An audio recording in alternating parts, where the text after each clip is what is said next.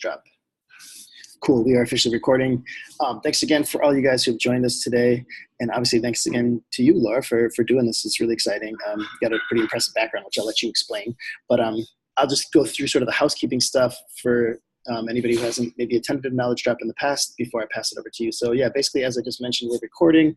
This will be in the knowledge drop blog archive in the future. So you can always share this with friends, family, whoever you think might benefit.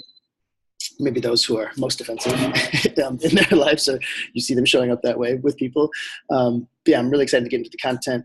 And as we go through, feel free to use this chat box as some of y'all are already doing. And then there's also on the webinar version of Zoom, there's a question and answer box too. So feel free to use that if you have questions that are coming up as Laura's presenting that you don't want to forget for the end, because hopefully we should have 5 to 10 minutes at the end of the knowledge drop to go through some of your guys' questions. I think I covered everything. And yeah, thanks again for being here. And thanks, Laura. I'll pass it over to you. Let's do this.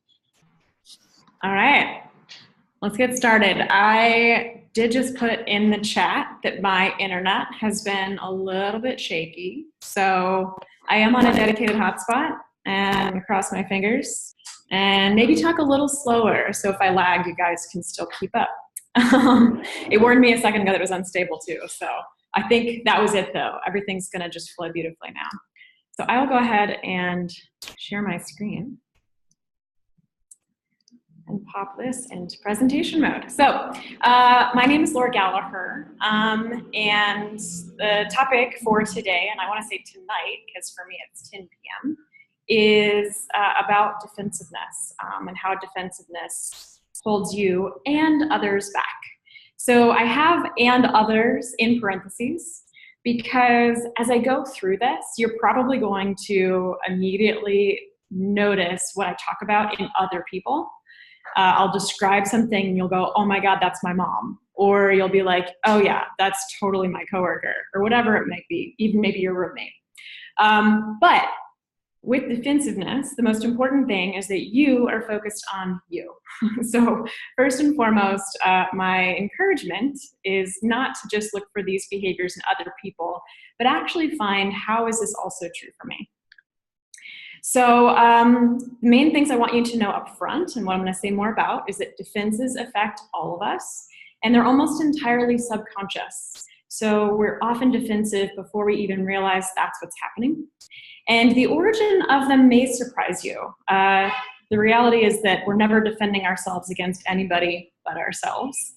And so because it's very like evolutionary and biological, the best thing I think any of us can hope for is recovery from defensiveness.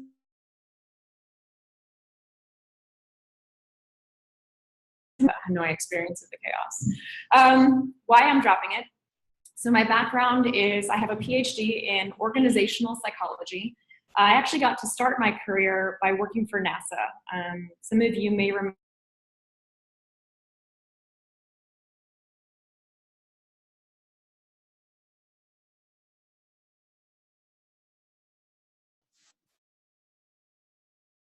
I think this is one of those lags, gang. Yeah, it's frozen for me too. I think she'll come back in a moment. Yeah, thanks for just being patient, guys. Right? Wi-Fi woes, huh? All right, let's see. Laura comes back. But anyway, there's the slide here, so you can read on your own. And I know she didn't put on here, but she also was brought in by Disney to help out with some corporate culture stuff that was going on. Hi.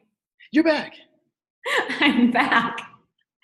I just like to build suspense, you know. People were all like chatting like, oh no, this is so interesting. I'm so sorry for that. Different network. What's gonna happen? All right, let's get back into it. I'm gonna share my screen one more time. Perfect. Share the screen. Okay. Yeah. All right. So I noticed the green light go off, and so I think I knew where I ended. I was just describing that I started my career working for NASA. So some of you may remember the 2003 shuttle Colombia tragedy. It actually exploded upon re-entry and disintegrated over Texas. So it was incredibly tragic and super hard for NASA to deal with. they did a whole study and they found that culture was actually a really big contributor.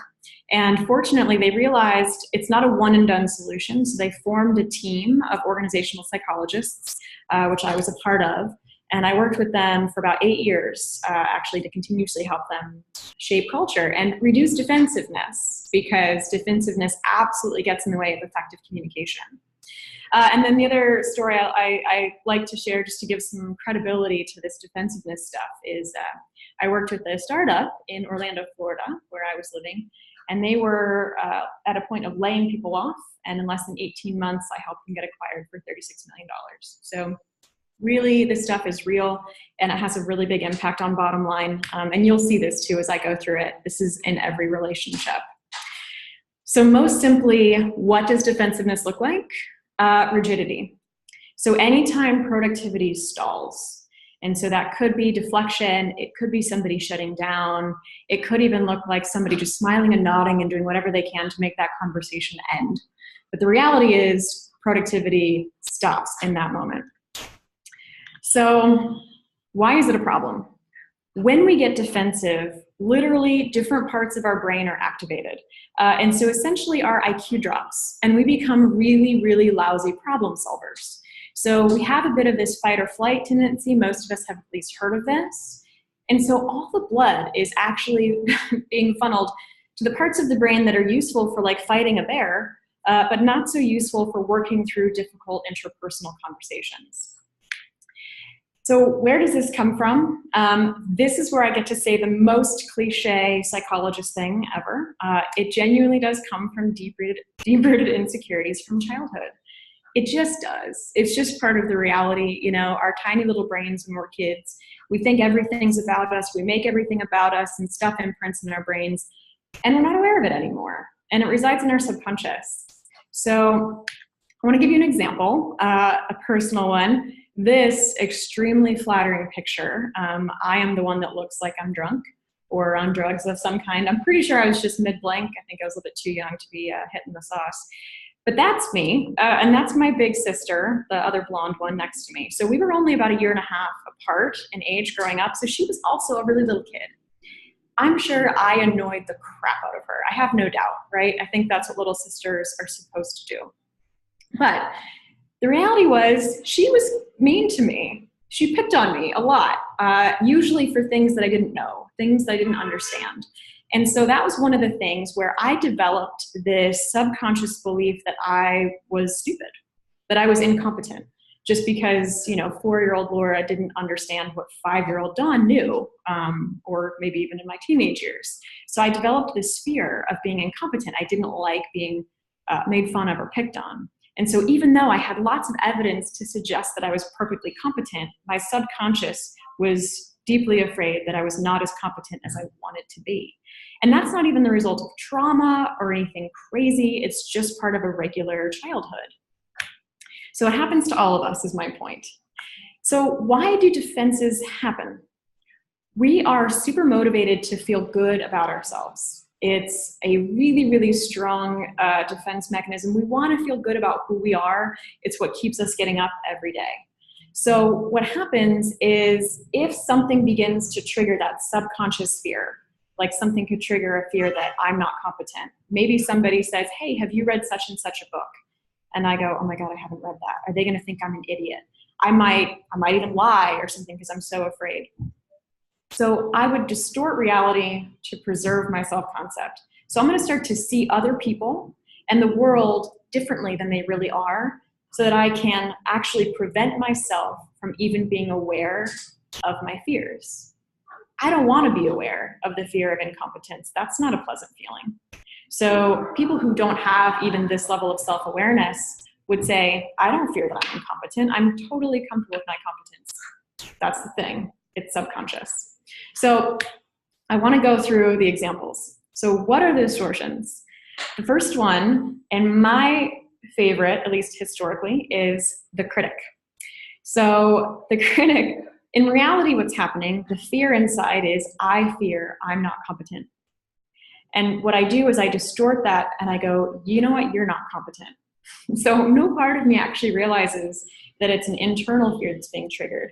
But I just immediately think that whoever might be criticizing me or giving me a sideways look that I think means they think I'm stupid, something's wrong with them. And so if I can focus on what I don't like about them, then I don't have to feel that fear. So the motto of the critic is, you dummy. And I'm not saying don't ever be critical. It's important that we can give constructive criticism for all aspects of business and honestly even personal relationships. If when you're giving feedback though, you notice that you could easily add the phrase, you dummy, to the end of what you're saying and it fits in terms of tone, there's a decent chance that some defensiveness is triggered in you. And it could be even really simple. One example I have is a colleague who had offered up French fries, that were part of her meal. And then like an hour later, a colleague said, hey, can I have some of those fries? And she goes, I said you could have some. And our other colleague said, you dummy. And it's just this tiny little moment, right? Where some part of her was thinking, does he think I'm not likable, that I wouldn't already offer my French fries to him? So it can happen in even tiny little insignificant moments, right? The next one is the helper. And so the motto for the helper is there. So the distortion is, in reality, part of me, subconsciously. I don't think I'm competent, or maybe I don't think I'm likable, but I don't want to feel that. And so instead, I project that onto you, and I think that's what's happening for you. So I think that you don't think you're competent. So to avoid feeling that for myself, I begin trying to give you advice or counsel you or play therapist to you. And the biggest tell for you to figure out, am I helping somebody because it's useful? Or am I helping somebody out of defensiveness is, one, did they ask? If they did not even ask for your help, there's a decent chance that you actually just feel your own angst and you're helping to calm that down. All right. And then we have the self-blamer. So the motto of the self-blamer is, it's all my fault. So this one is just a matter of, you know what, I'm going to go ahead and say that terrible thing before you can say it. And it kind of bleeds into the next one in my mind, which is a bit of the demander. So the self-blamer looks like self-accountability sometimes, because it's like, oh, you're right. Oh man, I didn't do that report. I know you told me, I'm so sorry. I always do that. And there's just sort of that icky, like, ugh, now I feel like I'm supposed to console them or like tell them that it's okay, versus a self-accountable answer of like, oh man, you know what? You're totally right. Yeah, you did tell me about that for the reports. I'm so sorry. Let me fix it and I'll be right on it next time. So the self-blamer is just this like pity party. It's all my fault. The demander. So I said the last one can sort of sometimes sort of feel like it oozes into this one. So that self-blamer might almost be saying, you tell me that I'm okay. Tell me I'm okay. So the motto here is more. It's like, no matter what somebody else might do for me, if I use the demander defense, nothing's good enough. And I'm always going to be looking for the other person to change something about themselves instead of me actually making a shift in myself or in the relationship. And so again, this is, I don't want to feel what I don't like about me, so I'm going to make it about you and demand that you're the one that change so that I can feel better. And then the victim. Oh, the victim. Poor me, right? This is, everything happens to me. So in reality, part of what's happening is I don't think I'm competent, but in my head, I make that, you don't think I'm competent. Why do you always do this to me? I always have the worst bosses. Why do my bosses pick on me so much? Or the flip side, I've had leaders that say, it's just impossible to find good employees. They're all just so terrible. I always hire the worst one. Those millennials, right? Where it's this, the world is out to get me, or, you know, it's everybody else, this is happening to me. So if none of those sound familiar to you, then this is where I really want you to pay attention, because the final one I want to talk about is the denier. And the motto here is no problem, no problem. So the distortion is purely that in reality there is an opportunity for growth. There is some kind of subconscious insecurity, but this person just wants to completely gloss over it and pretend that there's nothing wrong. So this can look like no problem, or it can also look like, yeah, I'm on top of that. That'll be great. And you probably know what this feels like.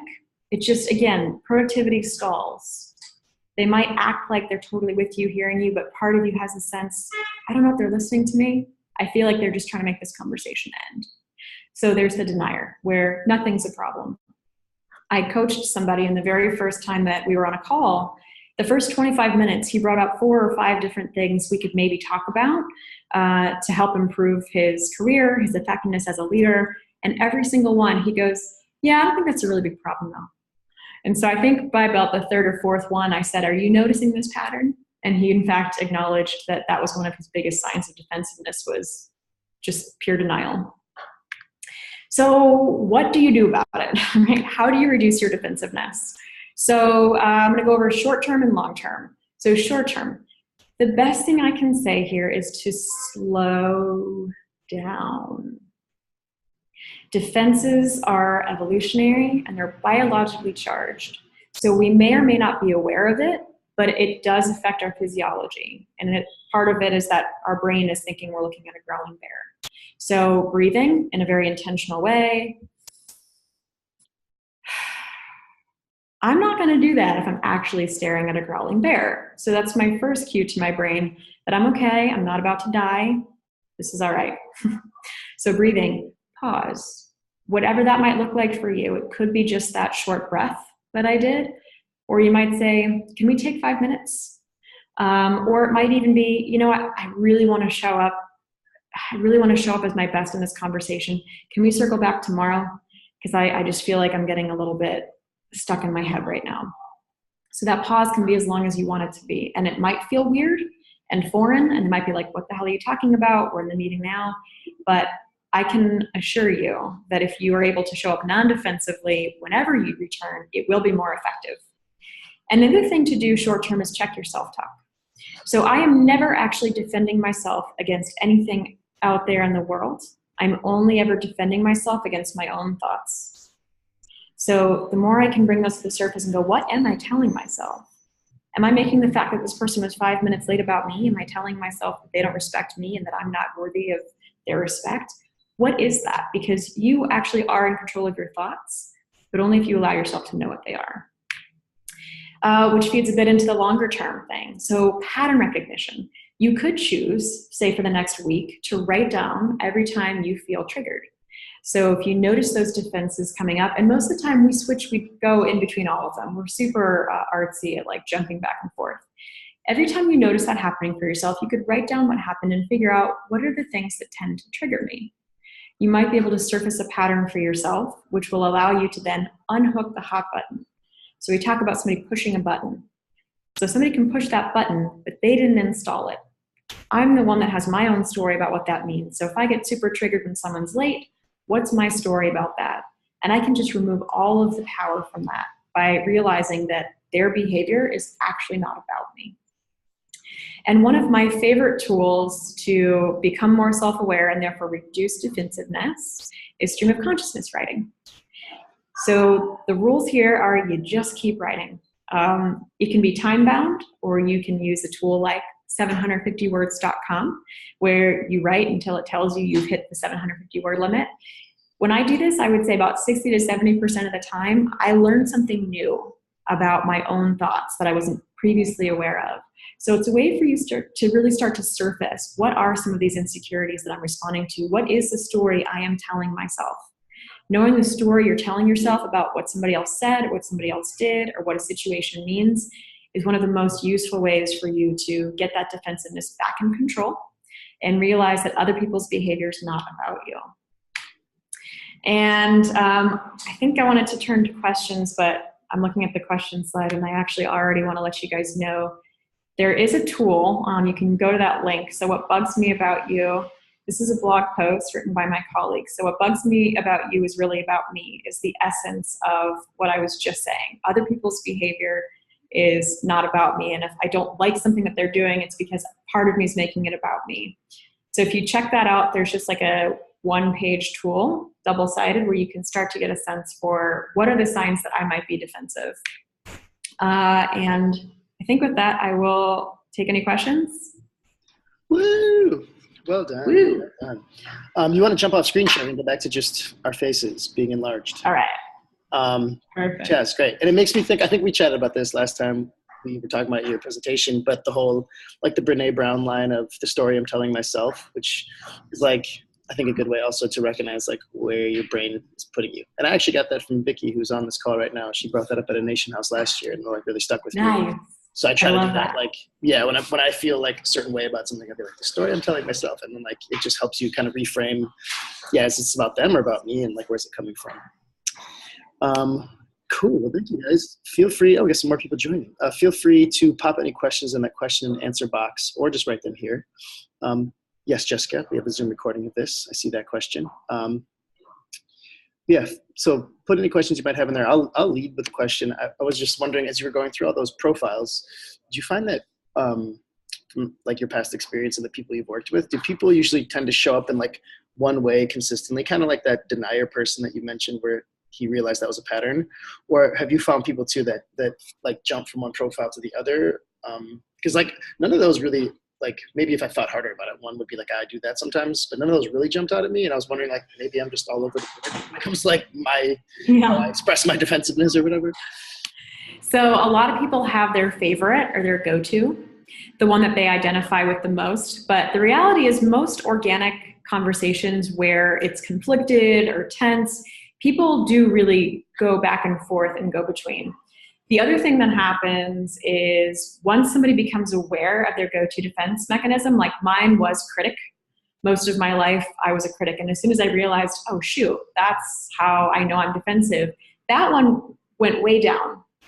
And others started to come up, like the helper started to show up more until I realized, oh, shoot, now that's happening for me, right? So instead of me being like, oh, this is your fault, blah, blah, blah, it became like, let me help you. But it was still a way for me to avoid dealing with myself. So I've seen all kinds. And the other thing I want to say about that, I think I forgot to mention this. I go through the different types because it's helpful to be able to know when you're defensive and what it can look like. But I wouldn't ever get too hung up on which defense is this. Sometimes people are like, well, what if it's this? Does that fit this profile or is it that profile? And I'm like, look, if you know you're defensive, that's the main thing to pay attention to. That's the pattern to try to shift, however you're doing it, because we can combine these in really, and I'm sort of mocking here, really beautiful ways. And they like to fit together sometimes, like the victim and the helper can go really well together, or the victim and the critic. So people find each other, they can have these sort of dysfunctional relationships because their defense mechanisms play off each other so much, and it's very like enabling. Awesome. Do you have any like anecdotes or quick stories that come to mind in terms of like somebody that you helped kind of go through a mental or like paradigm shift in terms of how to shut down their defensive reactions? Like, because I know you've worked with some pretty high profile companies or people, but like, is there a story where you're like, oh, this guy or this leader or this person was doing this a lot, and then like I kind of held the mirror up to their face kind of thing? Yeah, I have a client that has been through multiple workshops that I've offered, and also hired me to come work with his team. And he had a combination of like victim and critic. So very, very quick to criticize the things that his team was doing. And he was somebody that used to say it's so hard to find good help. And so what I helped him do to really change the paradigm was help him get a completely separate perspective. So not even thinking about, so let's say he's being critical of an employee named Jane. Not even thinking about Jane's perspective, but helping him realize that whatever criticism he has about Jane, can he imagine that there's anybody in Jane's life who does not see her that way? Can he fathom that other people look at her and see her that as she, that she is really competent, or that she does work hard? Do you think that's ever been the case? And so getting him to shift completely away from that and realize, okay, so this story that I have in my head about her is not some absolute truth. That's just my experience, which means that it's my lens. And so he's become better. It still shows up, but he's gotten a lot better at recognizing that when that critic voice shows up, there's actually something going on for him, and giving them the benefit of the doubt a lot more. So that's one of the more recent examples. Awesome. That reminds me of this podcast, Invisibilia podcast. Yes. Yeah. Yes. They had a great, I'm guessing that it's like in your wheelhouse because it talks about a lot of this kind of like, philosophy behind like the unseen things in the world. But I don't know if you listened to that one recently where they talk about like, that's one of the key things they've just recently learned about how when people get over like a traumatic thing happening in their lives, it's being able to like separate themselves from the story and seeing it from like a little bit of a distance. And they even have like a computer algorithm that runs a script on like how much people say like, why me, I, and like all the stuff where it's like still they're deeply in the story of like, why did this happen to me? But then when they can take a step back and see it as just like a story that happened in the world, it's like a lot easier to kind of turn the corner and like move on with your life versus just continuing to grieve about like, say, losing a loved one or like your business failing or something like really traumatic. But I found that like really, really fascinating and just like, I don't know, I could relate. I like, when you're stuck in like a heartbreak even or something and you're just like me, and then I don't know, you get away from it and you're like, everybody's doing stuff and we're all just people out here. Like it helps a lot. I know. One of the signs of defensiveness is terminal uniqueness. This is on the download that I put in that link, which is a sense of like, you couldn't possibly understand. But the reality about the human experience is we do. There's only so many emotions we can experience. There might be a spectrum, and our experiences themselves, like in terms of human interaction, trauma, tragedy, might be different, but the actual feeling is incredibly shared. Like there's only so many ways that humans feel. And so realizing like, I'm not the only one, and there are so many things happening in the world all the time, and this isn't actually about me, it can really help. I haven't heard that episode, but I do like that podcast. Go listen to that. I'll check it out. And I also like the word Sonder, that's like one of our RY community's names. That word like is something I try to put in my head when I'm feeling a way about a certain thing, because it's just that recognition that like everybody has like a deep, interesting life also, and it just kind of helps you take that 1 degree of separation. Like, everybody, like I love, so especially if somebody is like pissing me off, right, and I feel triggered or defensive around them, remembering like everybody has a story that we know nothing about. Everybody's fighting a battle we know nothing about, and I think you can love anybody if you actually know their story. We're all vulnerable inside. Just because someone doesn't show it doesn't mean it's not there. So all those things help me stay really compassionate, even in the face of somebody who's acting kind of like a jerk. For sure. Well, thanks. And we'll shut it down with this. Well, let me just ask before we do, are you cool if people reach out to you on Slack? Obviously, everybody in the nation probably finds you there. Cool, because I see Fernanda and some other people are asking more questions, but hit up Laura on Slack. I'm sure she'd be helpful to send you any of these resources or things that you might want to dig more deeply into. But yeah, with that, we'll close it down. We have another knowledge drop 2 weeks from now, so hopefully we'll see some guys back at that one. And yeah, thanks again, Laura. This is super interesting and like been in my mind since we've been talking about it the last week. So it's made me a better person. I appreciate it. Awesome. Thank you, Travis. All right. Bye, everybody.